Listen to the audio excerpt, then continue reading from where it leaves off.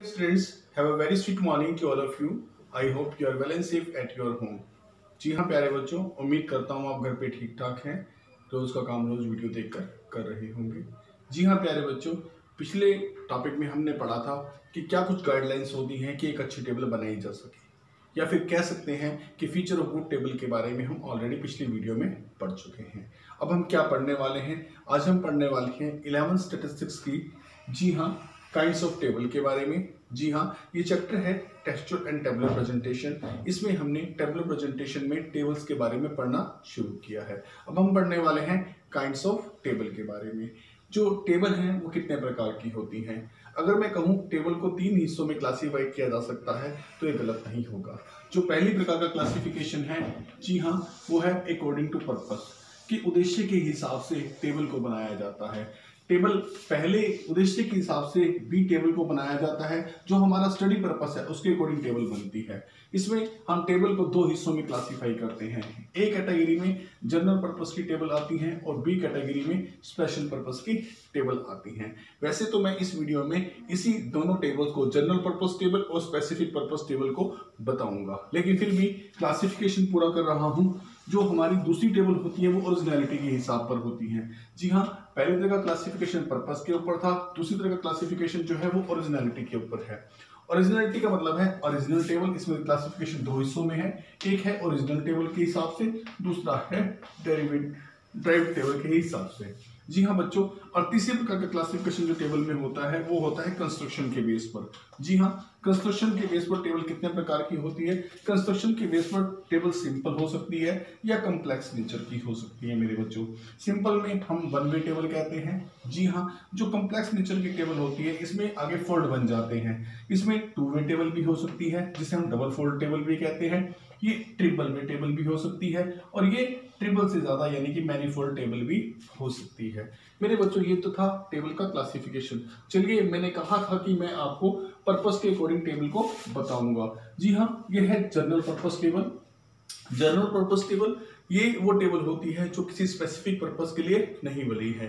ये general purpose का data जो है इसमें कलेक्ट कर लिया जाता है, और ये किसी भी तरह से आगे रिसर्चर्स, या ये कह सकते हैं कि ये टेबल एक प्रकार का डाटा बैंक होती है, और रिसर्चर्स इसका आम कार्यों में प्रयोग कर सकते हैं। जी, जनरल पर्पस के लिए प्रयोग किया जा सकता है। इस प्रकार की टेबल को हम सिंपल टेबल कहते हैं। जैसे कि हॉस्पिटल में एक जनरल वार्ड होता है जिसमें किसी भी प्रकार का जो भी मरीज है, जो गंभीर बीमारी से पीड़ित नहीं है, जनरल प्रकार से जो भी छोटी मोटी बीमारियों से पीड़ित मरीज है, उन्हें एक जनरल वार्ड में रख दिया जाता है।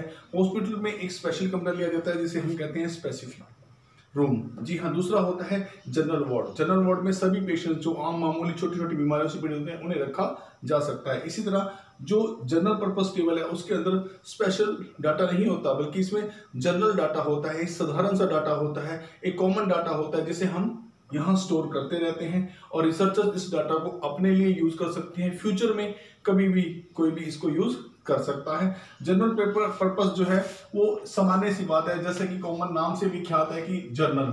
जर्नल का मतलब है सामान्य, सामान्य मतलब कॉमन डाटा। इसका कोई भी डाटा कहीं भी जहां यूज हो सकता है वहां इसका रिसर्चर्स या कोई भी विषय में इन्वेस्टिगेटर जो है वो इसका यूज कर सकता है। और स्पेसिफिक पर्पस टेबल वो टेबल होती है बेटा जिसे हम समरी टेबल भी कहते हैं। इसे एक स्पेसिफिक पर्पस के लिए बनाया जाता है और ये वो पर्पस को पूरा करती है। जी हाँ, ये जनरली यूज नहीं होती है, जनरल पर्पस में यूज नहीं होती है। जनरल पर्पस में जो टेबल यूज होती है उसे जनरल पर्पस टेबल कहा जाता है। वो सामान्य उद्देश्यों के लिए सिंपल प्रकार का डाटा होता है। यहाँ जो कुछ भी डाटा स्टोर किया जाता है उसका एक विशेष पर्पस है। जी हाँ, जैसे एक स्पेशल रूम लिया जाता है रूम में, और उसमें केवल एक ही मरीज वही रहेगा जिसने उस रूम को ऑक्यूपाई किया है। इसमें स्पेशल प्रकार का डाटा होगा जो एक स्पेसिफिक पर्पस पूरा करता हुआ होगा।